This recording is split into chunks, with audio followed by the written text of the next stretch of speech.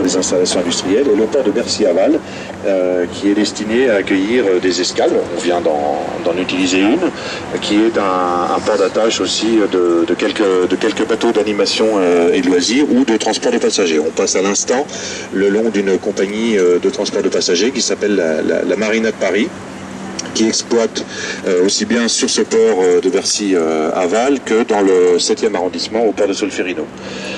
Donc pourquoi nous avons des compagnies de ce type-là sur un port comme le port de Bercy? C'est parce que la mission principale de notre établissement, port de Paris, c'est le transport de passagers, c'est le transport fluvial, donc le transport de marchandises et le transport de passagers.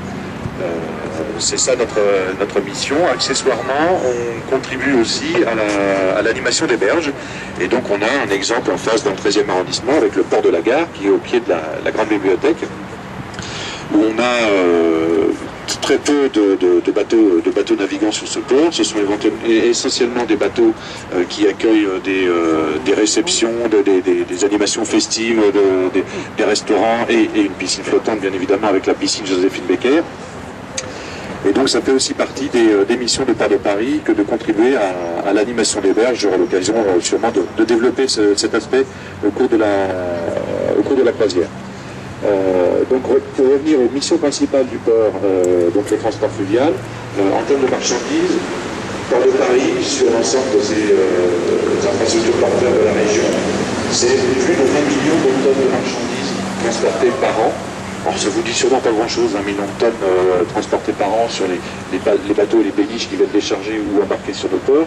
Et si je traduis ça en camions, c'est à peu près 1 million de camions évités chaque année sur les routes ou dans les rues de Paris. Voilà. Donc les ports et la Seine, et qu'on partie aussi la Marne, permettent d'enlever des routes 1 million de camions par an. Voilà. Je pense que ça vous parle un peu plus. Les ports que nous allons visiter pendant cette croisière, que nous sommes en train de visiter, donc si je me tourne dans le bon sens, sur la droite, le port de Tolbiac, 13e arrondissement, sur la gauche, le port de Percy-Amont. Ces ports industriels, ainsi que ceux qu'on va voir tout à l'heure, le port national, le port d'Ivry, à eux seuls, ces quatre ports contribuent à hauteur de entre 1,5 million et 2 millions de tonnes transportées par an.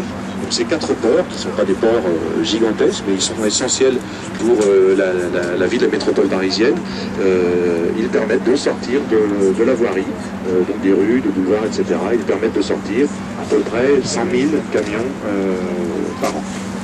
Donc pour nous et pour la région parisienne et pour les riverains, pour les habitants de Paris et les Franciliens en général, ce sont des enjeux assez cruciaux que de chercher à développer ce trafic. Alors là, nous longeons côté 13e le port de Tolbiac qui a été refait il y a quelques années. Les centrales à côté desquelles nous passons sont des centrales qui sont neuves, qui ont été mises en service il y a 2 ans. Ce sont des centrales qui sont à la fois modernes dans leur processus industriel et donc notamment respectueuses de l'environnement. Il n'y a pas d'émanation de poussière, il n'y a pas de nuisance sonore, il n'y a absolument rien. Tout est absolument protégé, capoté, etc. La centrale devant laquelle nous circulons en ce moment, la centrale de Cemex, est même une centrale qui a été labellisée HQE. HQE, pour ceux qui ne connaissent pas, c'est haute qualité environnementale.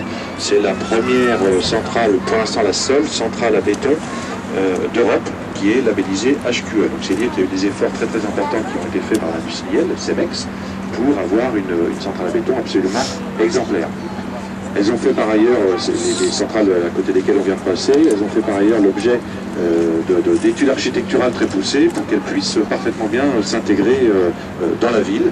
On est en pleine ville, on milite pour que ce type d'installation industrielle reste en ville, mais ça nécessite des efforts peut-être plus importants qu'ailleurs, et notamment des efforts architecturaux. Donc ça reste des centrales à béton, ça reste des objets très industriels, mais avec un vrai travail d'architecte et une qualité architecturale. La centrale HQE dont on vient de parler à l'instant, elle a même fait l'objet d'articles particuliers dans des revues de design. C'est vous dire qu'elle a vraiment fait l'objet d'efforts qui ont été salués par tout le monde.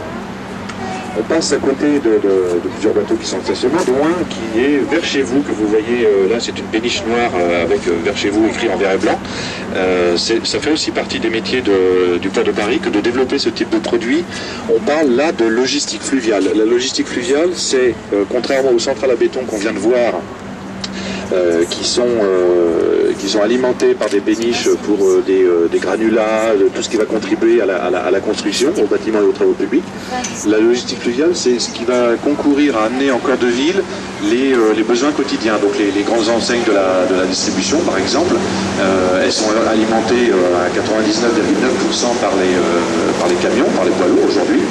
Et donc nous encourageons, par le Paris encourage un certain nombre d'initiatives, et on vient d'en voir une vers chez vous. Donc c'est de la livraison de colis pour des messageries que vous connaissez sûrement, TNT, UPS ou autres, qui sont chargés tous les matins sur cette péniche et qui sont ensuite livrés suivant à travers un réseau d'escales dans Paris, et la dernière livraison chez le client se termine en vélo à assistance électrique. Voilà.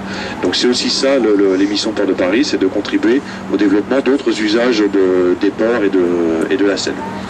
Donc là on est sorti de Paris, donc tout à l'heure quand on fera demi-tour je ferai un zoom sur le port de Bercy-Amont parce que j'en ai pas parlé et ça vous concerne parce qu'on est dans le 12e arrondissement. Donc là on est sorti de Paris, on est en train de sortir de Paris, on est sur le port national à droite, à gauche il n'y a pas de port, c'est l'autoroute A4 que vous connaissez. Donc là le port national et le port d'Ivry-sur-Seine où nous arrivons, ce sont des ports. Alors le port national fait l'objet d'études de réaménagement en lien avec la mairie de Paris et la mairie du 13e arrondissement. Et donc on pense rénover ce port comme on l'a fait pour le port de Tolbiac il y a quelques années. On pense rénover le port national dans les prochaines années en accompagnement des travaux de la ville et notamment de la ZAC Masséna-Brunzeau, projet ambitieux de la mairie de Paris dont vous avez sûrement entendu parler. Là, on est sur le port d'Ivry-sur-Seine, qui est un port qui a été rénové il y a 10 à 15 ans. Et alors, c'est intéressant parce que ce port-là, il est donc un port industriel, encore une fois, donc avec des centrales à béton comme celles qu'on voit là. Donc, ce sont des centrales qui sont alimentées par des péniches.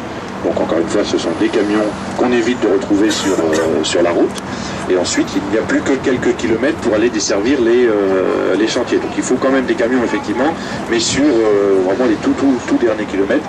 Mais le gros des matériaux est acheminé par les péniches.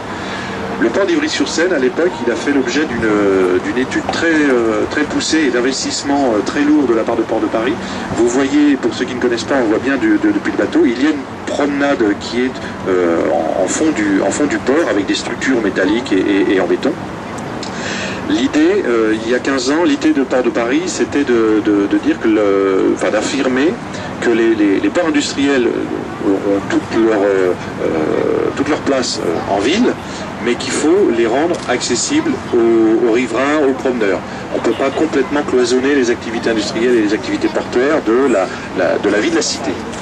Et donc ce port, l'idée c'était d'offrir aux riverains, aux promeneurs, cette promenade qui permet de déambuler le long du port, d'être en surélévation à certains endroits pour voir l'activité du port, mais le concept était de cloisonner, de séparer malgré tout cette mission de promenade et la mission plus industrielle, plus de logistique. On en est un petit peu revenu et les aménagements que nous réalisons aujourd'hui sont différents, c'est-à-dire qu'on travaille, je vous le remontrerai au retour quand on repassera à nouveau devant le port de Tolbiac, on travaille maintenant sur la possibilité d'aménager des outils industriels qui dégagent en dehors des heures d'exploitation, donc le soir ou le week-end, des promenades directement au bord de l'eau. Le port d'Ivry-sur-Seine, on ne peut pas se promener, on voit bien, il y a du stockage, il y a des barrières, etc. On ne peut pas se promener directement au bord de l'eau. Donc on peut se promener le long du quai, mais près de la voirie, mais pas au bord de l'eau. Les aménagements réalisés sur le port de Tolbiac, les aménagements dont nous avons démarré les travaux dans le 15e arrondissement au port Victor ou au port d'Issy-les-Moulineaux, et puis peut-être dans quelques années au port de Bercy, Bercy-Amont. le nouveau parti d'aménagement maintenant, c'est de dire, voilà, il faut que les outils industriels ne soient pas incompatibles avec la présence